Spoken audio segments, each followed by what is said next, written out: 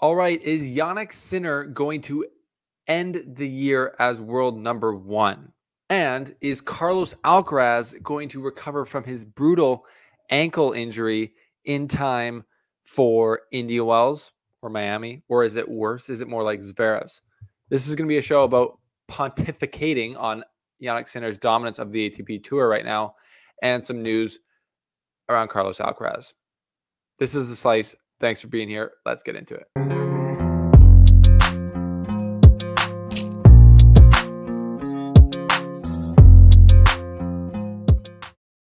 Okay, so the two golden boys of the ATP Tour are in the news again, as they have been.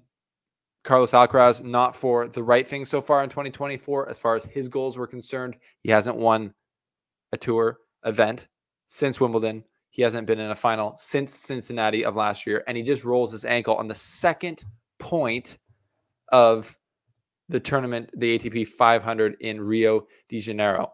I mean, from the zoomed up video, you can see that it's pretty bad. Video clips showing it looks pretty serious, to be honest.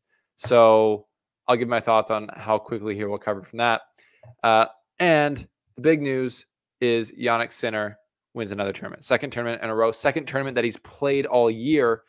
He wins in Rotterdam over Alex de Minaur. And I should say, Iga Swiatek is back to her winning ways, winning in Doha, the WTA 1000 event there over Rybakina, which is a big deal for Swiatek fans because she ain't been winning, as you may have seen for a while there. We were used to her almost winning every major she played in. It was becoming the story of the two tours. If Djokovic and Swiatek going to win this major or not? But now she hasn't won a major in 3 majors. And she's now back to her winning ways. So that was a good win for Iga in Doha. So let's get into it. First story to talk about is Jannik Sinner. Yes, you're right. This guy who won the Australian Open just about a month ago. He's now won his second tournament of the year, as I said, in Rotterdam. And so that brings us up to the ATP year-end stat or race to Turin, as they would call it. Let's put up the graphic here. The race to Turin, where Jannik Sinner obviously holds the number 1 spot right now in the race. The ATP new tour has a new overview, and it's interesting for sure. Jannik Sinner's got 2,500 points. Daniil Medvedev is second place with 1,300. You know, it's obviously very early. We're in February. There's only been one major. There's not been a Masters 1000 yet. So this list doesn't really mean that much.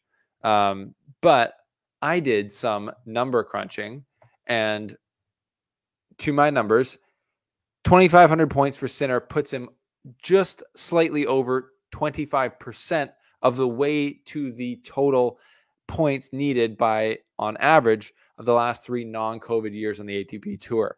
The winner. I used Excel. I'm learning Excel a little bit better, so make fun of me all you want. But I crunched the numbers to show that, yes, Sinner is just over 25% of the way there. 2023, Djokovic had 9,945 points. 2021, he had 9,370. And 2019, he had 9,589. Why is this significant? It's probably not, to be honest. But it's interesting because Sinner has played 2 tournaments and won both of them. Now he's already at 2,500 points. And as I think about it, why I question, will he be the year-end number 1? Is he just going to come from last year through the beginning part of last year, just being kind of like, he's going to get there one day to the end being like, okay, maybe he's here, to Australia of 2024 being like, yeah, I'm definitely here. I just beat Djokovic in the major and then beaten Daniil Medvedev from 2 sets to love down in the final to win my first major. Yeah, he's definitely here. Could he finish the year as the year-end number 1? I mean, he's already got 20, like I said, he's already 25% of the way there. And if he stays healthy and keeps playing the way he does, he's a favorite and a contender at every hard court Masters event. So that's Indian Wells, Miami, Cincinnati, Paris. The US Open is a hard court major. Obviously, the ATP Finals, where he had great success last year, is on hard court.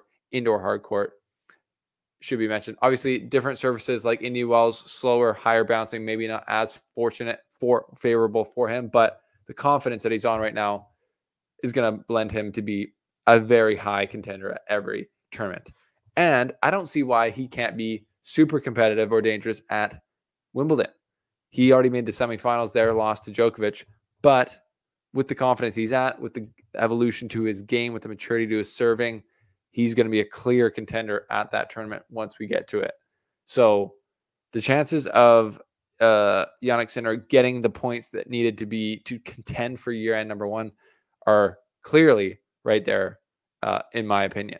And that's going to be interesting to watch. What do you think? Do you think he can do it?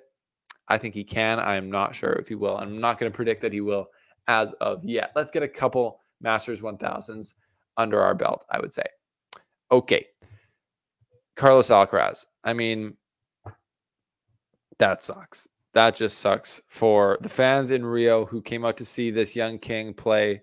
He was probably thinking to himself after losing last week, actually, I got to get this season turned around. I got to get on my winning ways. I'm going to come out here to Rio and do it. And boom, rolls his ankle. So it was the one like Zverev's. To be honest, I would compare it to Zverev's back at the French Open, where he goes over on the outside on clay and his toe kind of comes under his foot and it's boom. So Zverev tore tendons in his foot and his ankle, which forced him out for like 9 months, like a super long time.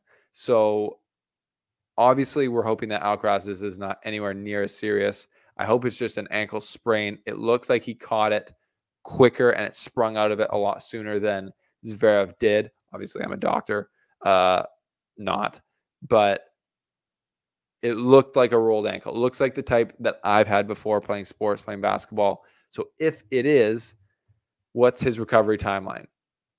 2 to 4 weeks, 2 to 6 weeks. That puts Indy Wells in serious jeopardy, and that might even put Miami in jeopardy. But Miami start is about a month out from now. So if it's just an ankle sprain, even really doesn't matter how bad it is. Just regular, he's not tearing tendons. I don't really know how it works. Maybe they always get torn if it's a sprain. I don't know, but I think he would be back for Miami. If it's not really that bad, then Indy Wells could do. But him and his team have always been one who are kind of more precautious when it comes to getting back into playing after an injury. So Indy Wells is looking unlikely now, but obviously we're going to have to wait to see more information. But that sucks for Alcaraz. So I know people are going to be worrying about his 2024 season. This is not a good thing for that for sure. Might take him out of the Sunshine Double. He might just call it and say, let's get ready for the clay swing. Don't want to roll my ankle again and make this thing worse. So that just sucks. That's just news that sucks for everyone involved. And obviously, Iga Swiatek, as I mentioned, the queen of Doha.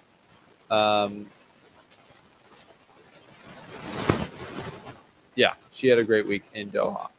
Beating, like I said, Elena Rybakina in the final, coming down from a break and saving a set point, I believe. Pretty good performance for Iga, taking out one of the other top rivals in the women's game for her. It's going to be interesting. I think that my prediction is that Sabalenka, even though she lost early in Doha, is going to get to world number 1 in 2024. But we'll see how much of a fight that Swiatek can put up, especially through the Sunshine Double into the clay swing. That's obviously where she starts to let the tour cook and put them on notice that she is still the queen of clay for sure, 100%. So that's that. That's all we got this week. A little bit of a down week here, not dull at all, but down here week here before we go into Dubai and Acapulco ATP 500s. We've got a few 250s this week. If we look at the schedule, we've got, like I said, Rio ATP 500 going on. We've got Doha for the men now, ATP 250, and we've got Los Cabos in Mexico, the 250 there as well. So lots of tennis going on. We don't stop here in February. But yeah, that's the news. What do you guys think? Will Jannik Sinner reach world number 1? Will he end the year as world number 1? And will Carlos Alcaraz make it back in time for the Sunshine Double? We're wishing him well. That's what we're doing here from The Slice. Thanks for being here. If you have not yet, thank you for subscribing. We'll see you next time here on